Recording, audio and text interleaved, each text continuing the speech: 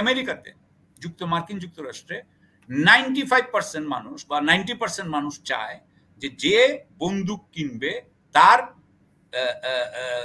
Background জীবন বৃত্তান্ত যাতে check করা হয়, কিন্তু এই ধরনের আইন হয় না। কারণ আপনার সরকারের যারা মানে আইনসভার সদস্য তারা বন্দুক কোম্পানির থেকে টাকা খেয়ে তারা কিন্তু এটা আটকায় দেয়। সুতরাং এটা ভবিষ্যতে হতে পারে। তো তখন আপনি কি করবেন? জনগণ কিন্তু 90% ছিল, তাহলে জনগণের যদি ভোট দেওয়ার অধিকার থাকতো সরাসরি, তাহলে জনগণ কিন্তু এই জিনিসটা দিয়ে জনগণ কিন্তু অনেক আগেই আমেরিকার মতো জায়গায় একটা ব্যাকগ্রাউন্ড চেকের ব্যবস্থা করতে পারতো। কত মানুষের জীবন বাঁচত, কত অভিঘাত, কত দুঃখ থেকে জনগণ বাঁচত। সুতরাং আমি মনে করি যে বাংলাদেশের সরকারের এই সরকারের প্রথম একটা রাজনৈতিক যে বন্দোবস্ত, সেখানে বৈধতার প্রশ্ন খুব বড় প্রশ্ন। সেটা সংবিধানের ওদিকে না চেয়ে, সংবিধান ওটা দল করুক ছাত্ররা, সেটা অন্য জিনিস, কিন্তু জনগণের জন্য ভবিষ্যতে যদি দুটো দলে খারাপ হয় তাহলে জনগণ যাতে প্রত্যক্ষ গণতন্ত্রের মাধ্যমে, এবং সেটা যাতে সরকারও যাতে ভবিষ্যতে আটকাতে না পারে যে জনগণ যখন এই গণভোটগুলো করবে, এটা কিভাবে করা যায় এই জিনিসটা চিন্তা করা খুব দরকার বলে আমি মনে করি, এবং এই পথে যাওয়া দরকার। এভাবেই বৈধতা পাওয়া সম্ভব। 66% অফ দ্য টোটাল ভোট, 2/3 ভোটের উপরে আমি মনে করি 2/3 ভোট পাওয়া অত্যন্ত কঠিন, অত্যন্ত কঠিন। এবং এই যে বিষয়ই করা হবে তার মানে জনগণের মধ্যে এই ব্যাপারে অত্যন্ত মানে ওভারওয়েলমিং কনসেনসাস আছে। যেমন ধরেন বাংলাদেশে যে বিপ্লবটা হইল, এই বিপ্লবের পক্ষে কতজন মানুষ? তাহলে বলতে হবে যে এই বিপ্লব ঠিক। এখন যদি বাংলাদেশের ভোটারদের 66% অথবা 80% যদি এই ভোট দেয় যে এই বিপ্লব ঠিক, এই বিপ্লব আমরা জনগণ চাই, এটাই হচ্ছে কি ম্যান্ডেট, এটাই ম্যান্ডেট। এবং এই ম্যান্ডেটকে যদি পরিবর্তন করতে হয় তাহলে আবার 60% ভোট লাগবে। 60% ভোট ছাড়া এই ম্যান্ডেট যদি পরিবর্তন করতে কেউ চেষ্টা করে ভবিষ্যতে, তার 10 বছরের জেল হবে বা 5 বছর জেল হবে। মানে এটা একটা পিউনিটিভ একটা ইয়ে থাকে, ডেটারেন্স দিয়ে দিতে হয়। এইভাবে আমি মনে করি একটা শুরু করা উচিত। এটা হচ্ছে আমার বৈধতার প্রশ্নের কথা। আমি আরেকটা বিষয়ে কথা বলতে চাই, কারণ আমাদের সময় প্রায় ইয়ে হয়ে যাচ্ছে। সেটা হচ্ছে যে বিডিআর বিদ্রোহ না, এটাকে বলা হচ্ছে পিলখানা হত্যাকাণ্ড। পিলখানা হত্যাকাণ্ডের আমার ক্লাসমেট, আমার বন্ধু কায়সার, লেফটেন্যান্ট কর্নেল কায়সার কিন্তু নিজে টর্চার্ড হয়েছিল, তার টর্চার বডি পাওয়া গেছিল। আমি যেহেতু ক্যাডেট কলেজে ছিলাম, আমার ফৌজদার ক্যাডেট কলেজে 5-6 জন বোধহয় এক্স ক্যাডেট আমরা যাদেরকে চিনি, তারা মারা গেছিল, তাদেরকে হত্যা করা হয়েছিল।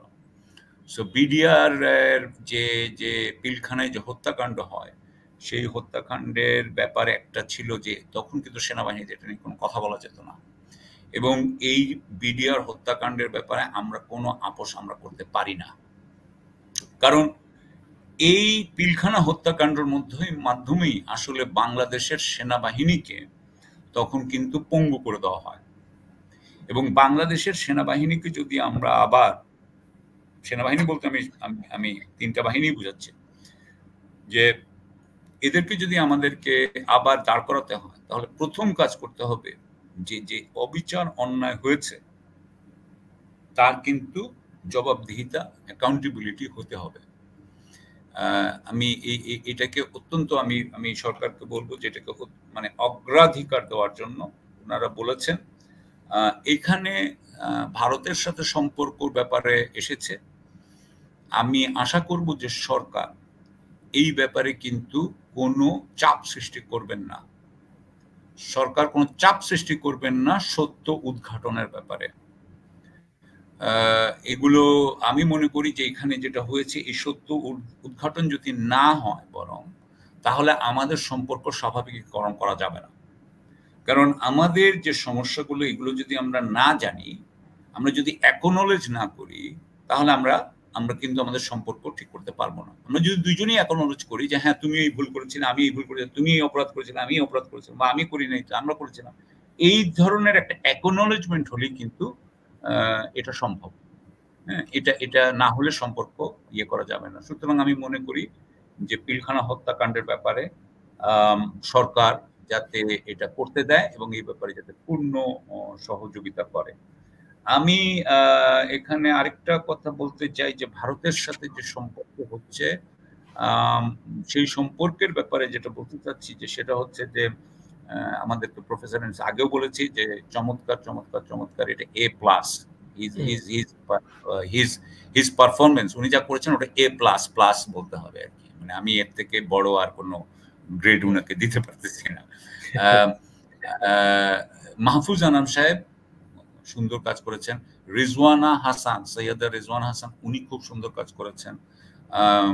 আইরিন খান বলে একজন আর্টিস্ট আমি তাদের দেখেছি সুন্দর কাজ করেছেন। রুমিন ফারহানা সুন্দর কাজ। এনারা সুন্দর কাজ করছেন, ভালো কাজ করছেন। Very nice. কারণ আমাদেরকে এটা চালিয়ে যেতে হবে বলে আমি মনে করি। আ ভারতের সাথে আ সম্পর্কের ব্যাপারে আমি একটা জিনিস মনে করি যে নতজানু নীতি দিয়ে কোন কাজ হবে না। নতজানু আমরা ৫০ বছর করেছি। হয়তো মাঝখানে জিয়াউর রহমানের সময় ছাড়া। এতে কিন্তু কোন কাজ হয় নাই। এবং এখন এই সময় না। আমাদের যে বাচ্চারা যে যুদ্ধ করেছে, আমরা সেই যোদ্ধাদের দিকে তাকিয়ে আমাদের নতজানু হওয়ার কোন জায়গা নাই। সুতরাং আমি মনে করি যে ভারতকে আ বাংলাদেশে যে হত্যাকাণ্ডগুলো হয়েছে, বাংলাদেশে যে নির্যাতন নিপীড়ন হয়েছে, পিলখানা হত্যাকাণ্ড ছাড়াও সেটা তার সাথে ভারতের সরকারের বিভিন্ন বাহিনীর বা সংস্থার কি ধরনের যোগসাযোগ ছিল সেটা আমাদের বের করতে হবে। আমি মনে করি যে দ্বিতীয় বিশ্বযুদ্ধের পরে ইহুদিরা তাদের যখন বলেছিল নেভার এগেইন, নেভার এগেইন, আমাদেরও সেভাবে বলতে হবে নেভার এগেইন। এবং আমরা তো আমাদের প্রতিবেশী চেঞ্জ করতে পারবো না। সুতরাং আমাদের এই কথাটা সত্য উদ্ঘাটন আমরা এই জন্য করতে চাই, সত্যটা রাখতে চাই ভবিষ্যতের জন্য, যাতে ওরা নেক্সট টাইম ওরা করার ব্যাপারে চিন্তা করে ২ বার বা ৩ বার। কারণ ভবিষ্যতে হতেই পারে। আমাদেরকে মনে রাখতে হবে ভবিষ্যতের ক্রাইসিসের জন্য আমাদেরকে রেডি হইতে হবে। এটা বলি। আর আমি এখানে আমি বলবো যে ভারতের সাথে ব্যাপারে কাজ করার ব্যাপারে আমাদের এগেইন টাকা পয়সা কম, কিন্তু এখানে পররাষ্ট্র মন্ত্রণালয় এবং অন্যান্য থিঙ্ক ট্যাঙ্ক তৈরি করা উচিত। থিঙ্ক ট্যাঙ্কে যোগ্য মানুষদেরকে বসানো উচিত যে যারা এই কাজগুলো করতে পারবে।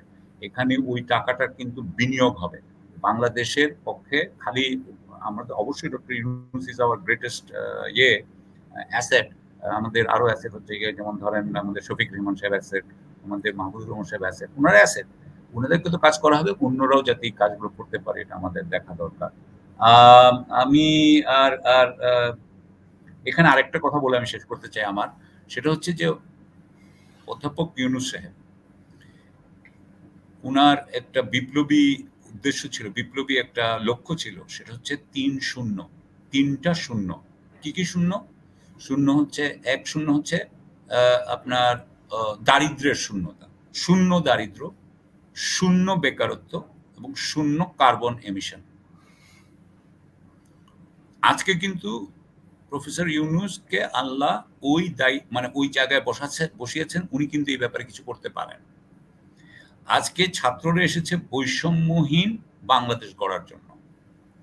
এই বৈষম্যহীন বাংলাদেশ সাথে এই যে শূন্য দারিদ্র্য, শূন্য বেকারত্ব, শূন্য কার্বন এমিশন, এটা তো একই হয়, এটা একই করা যায়। আমার কথা হচ্ছে যে ওই একই করার জন্য উনার চিন্তা ভাবনাকে বা উনার পরিকল্পনাটা আনা উচিত। আমার কাছে মনে হয় যে এখনো আমরা সেই সরকার সেই দিকে যায়নি। সরকার এখনো স্থিতিশীলতাও ঠিকমতো করতে পারেনি। শুদ্ধি অভিযানও পুরা হয় নাই। সেনাবাহিনীরও শুদ্ধি অভিযানও হয় নাই। হ্যাঁ? সেনাবাহিনীতে এখন সব মেজর জেনারেল হাসিনার মেজর জেনারেল এখনো। ওগুলো এখনো রয়ে গেছে। শুদ্ধি অভিযানই হয় নাই। কিন্তু এই শুদ্ধি অভিযান তো হইতেই হবে।